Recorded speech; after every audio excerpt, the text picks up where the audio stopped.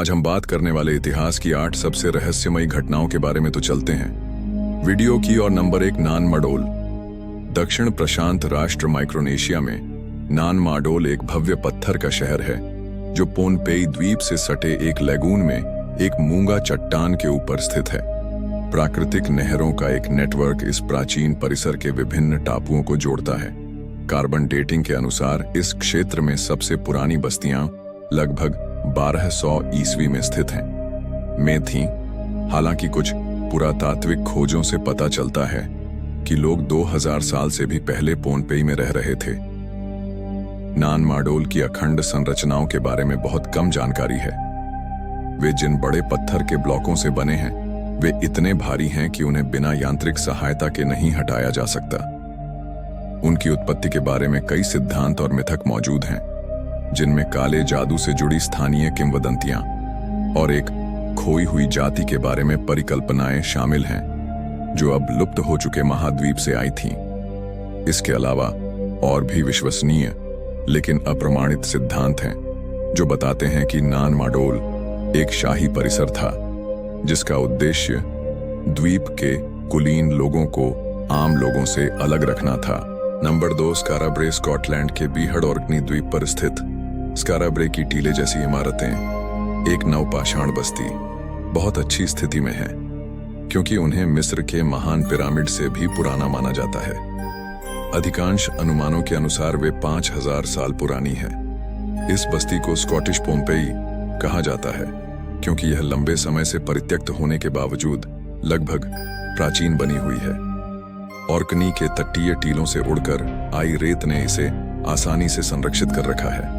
स्काराब्रे के 8 आवास और मार्ग अब वैज्ञानिकों को नवपाषाण काल में स्कॉटिश जीवन के बारे में बहुत जानकारी देते हैं, लेकिन इस स्थल का इतिहास एक रहस्य बना हुआ है। मानव अवशेष, नक्काशी और एक बैल का सिर एक इमारत में खोजा गया था जो बाकी परिसर से अलग थी, जिसने प्राचीन धार्मिक अनुष्ठानों के बारे में सिद्धांतों को प्रेरित किया। साथ ही यह अनिश्चित है कि क्या यह अतिक्रमण करने वाले टीले थे या कोई विनाशकारी घटना थी जिसके कारण निवासियों ने 4000 साल से अधिक पहले गांव छोड़ दिया था।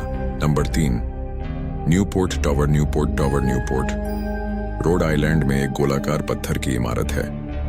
इसके शुरुआती उद्देश्य को समझाने वाला सबसे यथार्थवादी सिद्धांत यह है कि यह 16वीं या 17वीं शताब्दी में अमेरिका के कुछ पहले यूरोपीय बसने वालों द्वारा निर्मित पवन चक्की के आधार के रूप में कार्य करता था। हालांकि कुछ लोगों का अनुमान है कि यह आम तौर पर सोचे जाने से कई 100 साल पुराना है और इस बात का सबूत देता है कि कोलंबस के अलावा किसी और ने नई दुनिया में पहली बार लैंडिंग की थी। नींव की कार्बन डेटिंग और आसपास के क्षेत्रों की खुदाई पवन चक्की परिकल्पना का समर्थन करती प्रतीत होती है। हालांकि ऐसी अटकलें भी हैं कि टावर किसी प्रकार की वेधशाला थी क्योंकि इसकी खिड़कियां विभिन्न सितारों और चंद्रमा की स्थिति के साथ संरेखित होती है। साथ ही ग्रीष्म संक्रांति के दौरान सूर्य भी। इन अजीब विशेषताओं ने वाइकिंग्स, चीनी नाविकों और यहां तक कि नाइट्स टेम्पलर के बारे में सिद्धांतों को जन्म दिया है जो टावर के निर्माण के लिए जिम्मेदार थे। नंबर 4, ईस्टर द्वीप। मोई चिल्ली के ईस्टर द्वीप उर्फ रापा नुई पर मोई नामक विशाल सिर वाली मूर्तियों को द्वीप के निवासियों द्वारा 1000 ईस्वी में से 17वीं शताब्दी के उत्तरार्ध के बीच तराश कर स्थापित किया गया था। आधुनिक उपकरणों की सहायता के बिना उन्हें कैसे तराशा गया और कैसे स्थानांतरित किया गया इस बारे में बहुत कम जानकारी है, जबकि सबसे भारी मूर्ति का वजन लगभग 82 टन है। चूंकि मूर्तियां पोलिनेशिया के अन्य भागों में पाई जाने वाली मूर्तियों से मिलती जुलती हैं, इसलिए वे द्वीपवासियों के कबीले के पूर्वजों का प्रतिनिधित्व कर सकती हैं। रापा नुई में उतरने वाले शुरुआती यूरोपीय नाविकों ने एक सभ्यता को अव्यवस्थित पाया। कुछ बचे हुए मूल निवासी या तो बीमार थे या भूखे थे। इन शुरुआती मुठभेड़ों से इस बात के बहुत कम सबूत मिले कि समाज इतना उन्नत था कि मोई को तराश कर ले जाया जा सके। हालांकि माउई के स्थानों का विश्लेषण करने के बाद वैज्ञानिकों ने निर्धारित किया कि उन्हें रणनीतिक रूप से भूमिगत जलभृतों और ताजे भूजल वाले क्षेत्रों के पास रखा गया था। वे दूषित पानी पी रहे थे, जिससे यह पता चलता है कि यूरोपीय बसने वालों के आने तक इतने सारे लोग क्यों मर गए। नंबर 5, ओल्मेक विशाल सिर। विशाल बेसाल्ट पत्थरों से बनी ये सिर के आकार की मूर्तियां अधिक प्रसिद्ध रापा नुई माउई से भी अधिक पुरानी हैं। मैक्सिको और ग्वाटेमाला दोनों के कैरिबियन तट के साथ साथ ओल्मेक हार्टलैंड में पाए जाने वाले कई सिर उल्लेखनीय रूप से अच्छी तरह से संरक्षित और काफी जीवंत हैं। उनमें विशिष्ट विशेषताएं हैं जो अभी भी ओल्मेक के मध्य अमेरिकी वंशजों में देखी जाती हैं। प्रत्येक सिर को एक ही शिलाखंड से उकेरा गया है, जिसमें सबसे छोटे उदाहरण का वजन 6 टन है और सबसे बड़ा अधूरा सिर 50 टन से अधिक है। इन शिलाखंडों को ले जाने के तरीके अभी भी अस्पष्ट हैं और विभिन्न क्षेत्रों में पाए गए सिरों की विशेषताएं थोड़ी अलग हैं, जो इस सिद्धांत का समर्थन करती हैं कि उन्हें वास्तविक लोगों के मॉडल पर बनाया गया था। ये नक्काशियां ओल्मेक सभ्यता की कहानी के कुछ एकमात्र सुराग हैं, जो 2000 साल से भी अधिक समय पहले तीव्र पतन की ओर चली गई थीं और लगभग लुप्त हो गई थीं। Number 6, Stonehenge, Wiltshire. इंग्लैंड का स्टोनहेंज एक और विश्व प्रसिद्ध रहस्यमयी संरचना है। पुरातत्वविदों का मानना है कि पत्थर के खंभों की यह अंगूठी, जिसके ऊपर विशाल कैपस्टोन लगे हैं, 4000 से 5000 साल पहले बनाई गई थी। इसके उद्देश्य के बारे में कोई ठोस तथ्य नहीं है, लेकिन कई लोग सोचते हैं कि यह किसी तरह धार्मिक है और मानव अवशेषों की खोज इस सिद्धांत का समर्थन करती है कि इसका उपयोग दफनाने के लिए किया जाता था।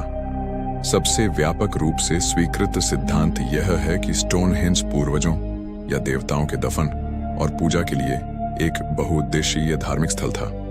इंग्लैंड का दक्षिण मध्य भाग, जहां स्टोनहेंज स्थित है, नवपाषाण युग के दौरान घनी आबादी वाला था और वहां कई दफन, टीले और कलाकृतियां पाई गई हैं।